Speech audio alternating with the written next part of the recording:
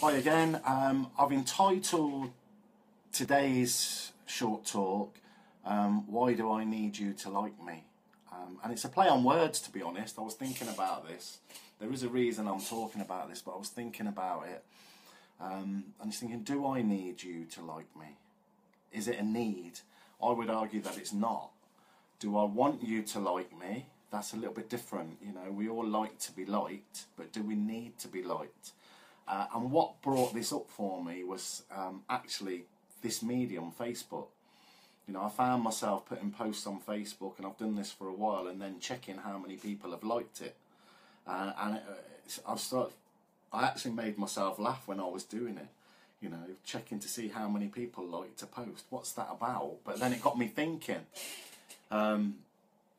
Where's this from? And for me, it goes back to childhood. If we think about it, as children, we all want to be liked. We all want to fit in. We all want approval from those people around us, from parents, teachers, when we go to school, from our friends. So we all want to be liked from an early age, and people go about getting their sort of need to be liked from by behaving in certain ways. You will normally get the jokers, the people who like to make everybody laugh, the class clowns. You'll get the people that are physical, that think they're going to be liked by being tough, and it seems to work for them to a certain point anyway. You'll also get people who are very academic, very bright, you know, teacher's pet, getting people to like them. You'll get the quiet kids who behave well, doing as they're told. You'll get the naughty kids who get attention by being naughty. And I find all this stuff really fascinating. I was watching a programme recently, and I can't remember the name of it, and I don't know if I've mentioned it on these talks before, but I think it was called Am I Going Mad? Something like that. And it was all about psychosis. And in the programme they were interviewing people mainly who suffered from schizophrenia, who heard voices. You know, these people had this, you know, really bad.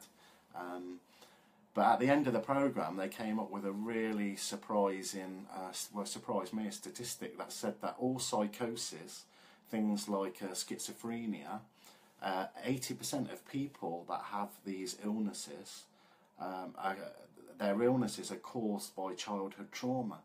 Which, when they said it at the end of the programme, for some reason surprised me, but I don't know why, because in my work, when I'm working with people, when people have got hang-ups or negative beliefs about themselves, they normally come from childhood. And it's normally around other people.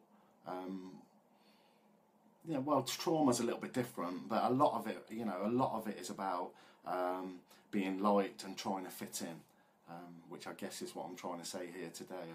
The trauma thing is a whole separate talk on its own, really. But most of our beliefs and our values are formed at what they call the imprint stage, which is 0 to 7. So when I'm working with people, a lot of times it's going back, not marinating in it, not getting stuck in it, because there's no point going over and over and over the same thing.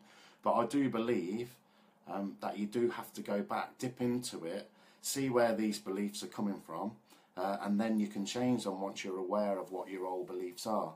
So, I mean, the message that I'd like to give today is about maybe have a think about it. Why do we work so hard on being liked?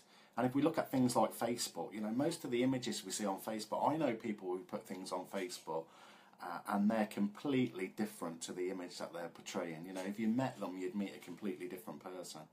And I'm not saying that's good or bad. I guess it's a place where people can hide and put an image out there that they want to, you know, put an image out the way they want to be seen. But I guess some of the problems are that when people look at that image and try and compare themselves to that image, which has happened for years in marketing, that's when people struggle.